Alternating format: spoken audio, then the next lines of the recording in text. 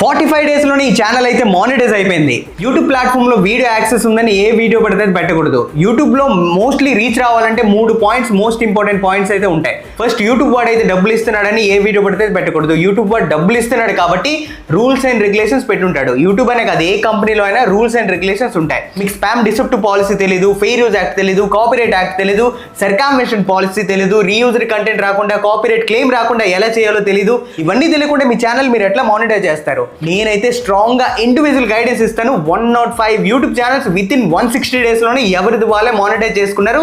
నా దగ్గర paid service తీసుకొని ప్రతిదీ చెక్ చేయండి. నా యూట్యూబ్ ఛానల్ చెక్ చేయండి, నా ఇన్స్టాగ్రామ్ చెక్ చేయండి, స్క్రీన్ పైన కనిపిస్తున్న ఈ లిస్ట్ ఆఫ్ ఛానల్స్ మొత్తం చెక్ చేయండి. ఇవన్నీ చెక్ చేసిన తర్వాత మీరు ఖచ్చితంగా నా దగ్గరికి వస్తారు.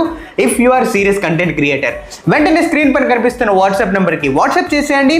నేనైతే పెయిడ్ సర్వీస్ చేస్తున్నాను, ఇండివిజువల్ గైడెన్స్ ఇస్తాను.